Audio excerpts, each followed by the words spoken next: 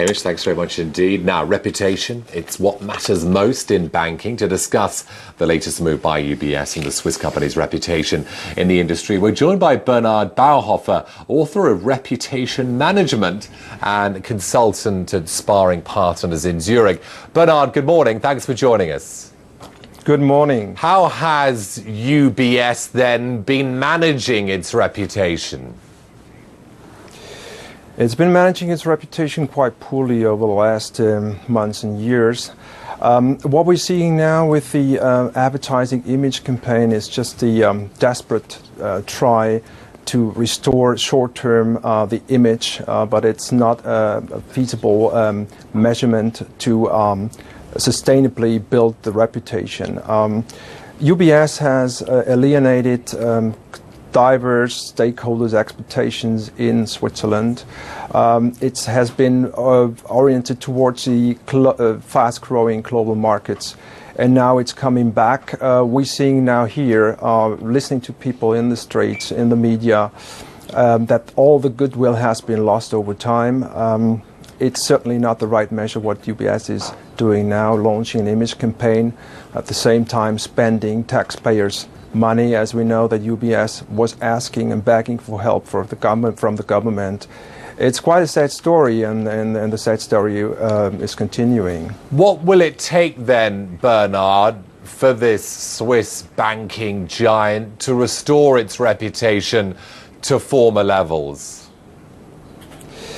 First question is UBS too big to succeed? It's always the argument is too big to fail. We are seeing now that UBS is by far moving too slow to respond to the needs in the market.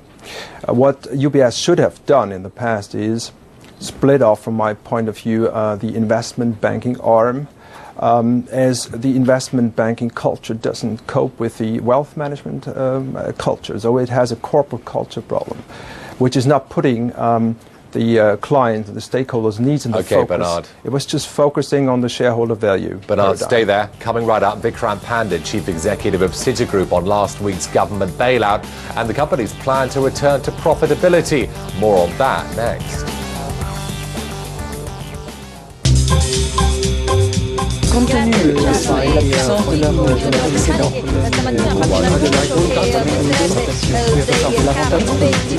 I'm forecasting that output will continue to fall in the UK for the first 2 quarters of next year.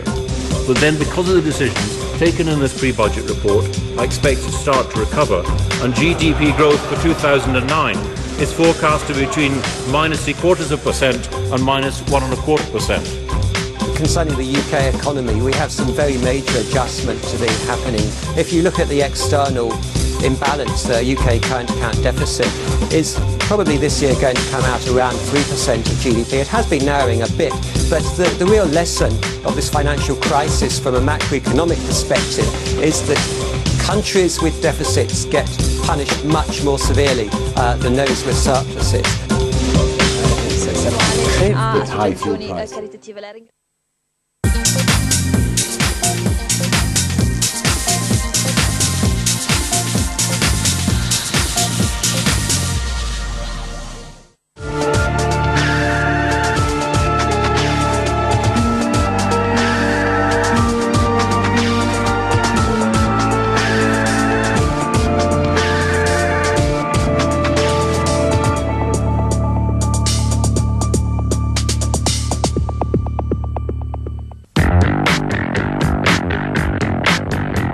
CMC Markets are a powerhouse in financial spread betting, famous for our tight spreads and award-winning trading software. We've designed a comprehensive guide to spread betting called Trading IQ. It will teach you all the basics and give you the confidence to place your first trade. To get your copy, just open and fund an account today. Visit cmcmarkets.co.uk/IQ or call us on 0800 0933 633. Did you really think we'd leave you to work it all out for yourself?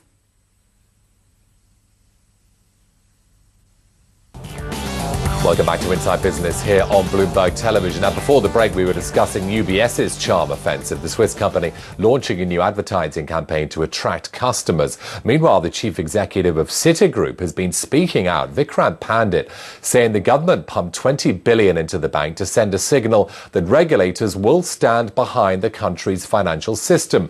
Citigroup's stock lost more than half its value last week, sparking concern that customers might pull their money and destabilize the bank, which has 2 trillion in assets. Let's get more on this. I'm joined again by Bernhard Bauhofer, author of Reputation Management and a consultant at Sparring Partners in Zurich. It seems, Bernhard, that it's not just the likes of UBS that has to rebuild its reputation. It's the banking industry itself. What's it going to take? No, absolutely. We're seeing a systemic problem in the financial industry.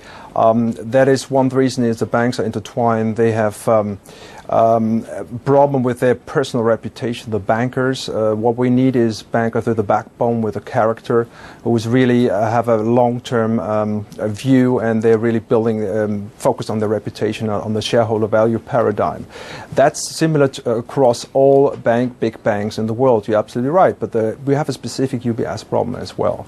UBS is the biggest player in the Swiss market, and we're seeing, as I mentioned before, a problem between the corporate culture problem.